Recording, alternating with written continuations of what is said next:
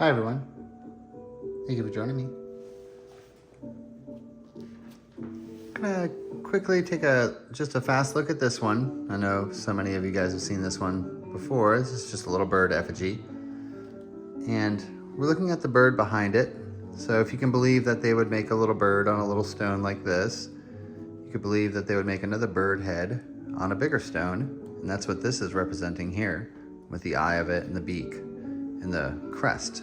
The lines of the stone representing the crest, how the crest comes up. This is a metal bird made out of some type of bracket, it seems. It's giving a thumbs up with its hand there. And if you look closely at the face, you can see how this little nub is the beak and that little spot is the eye of the little bird. And it has its right wing coming down here. Its other hand, you can see separated.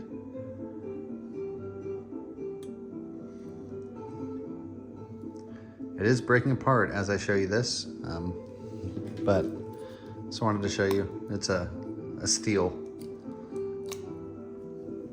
very magnetic piece. So underneath these large bird heads are these paleo points. These are the spear points and the weapons that we do find that are outside in the site. We don't find traditional arrowheads. This behind me is a wooden club, a charred wooden club. It's pretty fragile and it does have a lot of its clay still on it.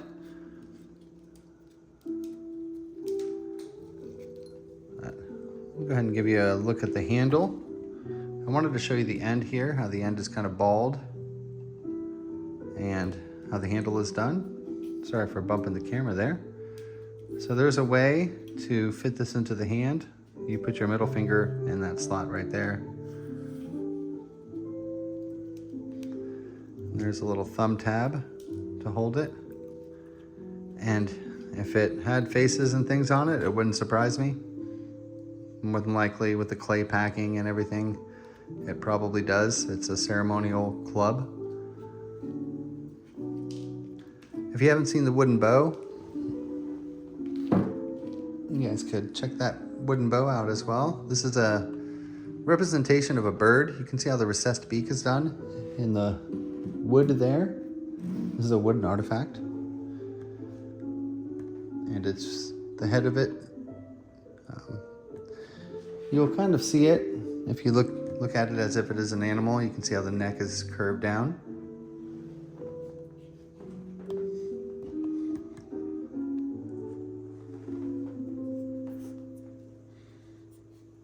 There we go. That might help to see it. So they still left some of the orange clay pack in the eye.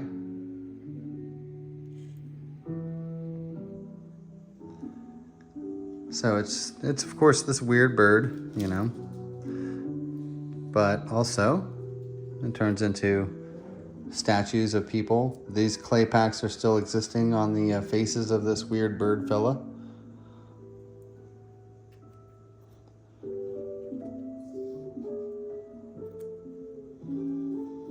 You can see how the bird head is pointing upward now. So you can see how there's two images on this. The fella here that you may be able to see with the long nose and pick your eye. But of course you can see how the carving for the eye of the bird pointing upward is done here.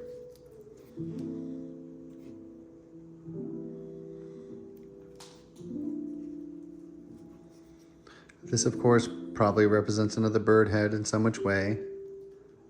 That's how they were with the art. This is a clay piece that came out of this. This is the part that came from the eye. I'd like to show you this.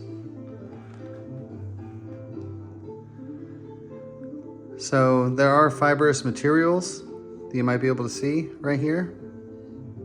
And there are little characters put into this clay pack. This is kind of like you can see how the nose is poking out, the little crack for the lips. Even in this clay piece, they created the art.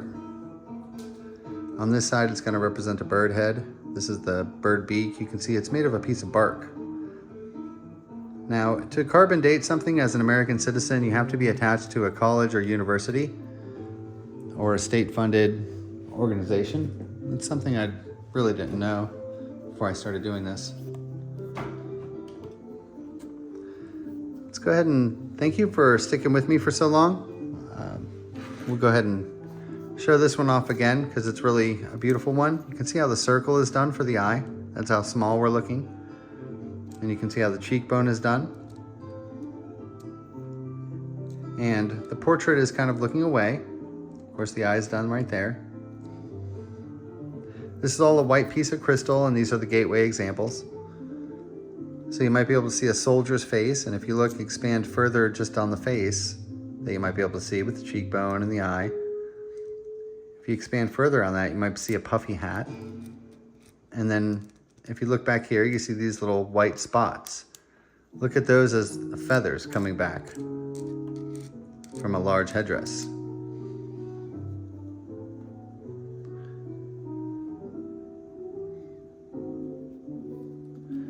It's a fascinating art. It's kind of like the man in the mountain, you can see. And thank you guys if you've seen this one before. I do appreciate you putting up with it. But before TVs and before books, this is, you can see how the face is done with the perfect eye. And how the little lips are indented right here. It's just a silhouette of a person. Just like this whole main outside image here on the right-hand side. And to show you the white crystal. So these are all painted and dyed with ochre paint. To think about ancient people and the way that they did their art, you kind of have to think outside the box, right? Like a cave painting. So if you see in the white, we're looking at the black little diamond shape. You see how it has sharp corners? That's the eyeball and the mouth and the nose, with a person with hair that just kind of goes up into the clouds. See the shoulders, perhaps, of the person. It's just a painting.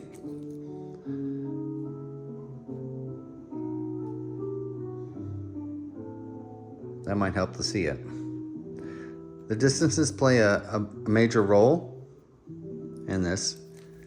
On this one, you can see how the band is done over the eye, and the eye is left white.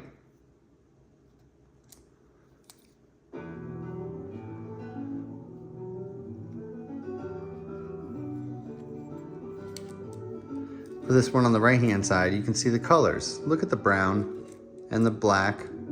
All that's intentional.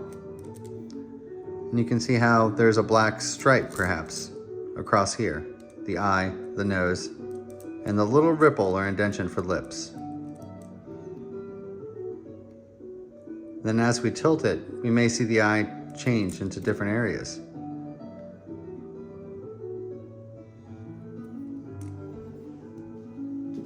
Let's take a look at our gorilla.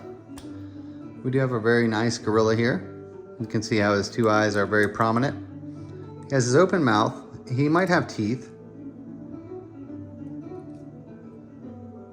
I love how the flat face of the gorilla comes out. Does look like he's howling.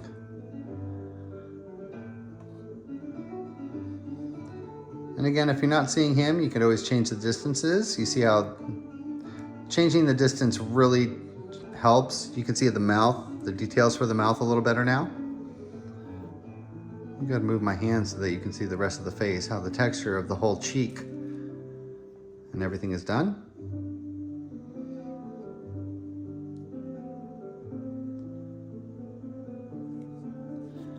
What we're showing are the artifacts that we found recently over the past few weeks here. This is a really beautiful one. It's going to be tough to show. There is a portrait or a silhouette that you may have been catching already on the side here. It does stand up on its own. It's a beautiful piece of crystal, as you can see, with lots of notches and holes in it. But to pick you up, I'd have to kind of move you guys around quite a bit. So there's a lot more to show you guys, and we'll go ahead and take it into the next video. So make sure you catch us for that one. All the best. Thank you for joining me. Bye-bye.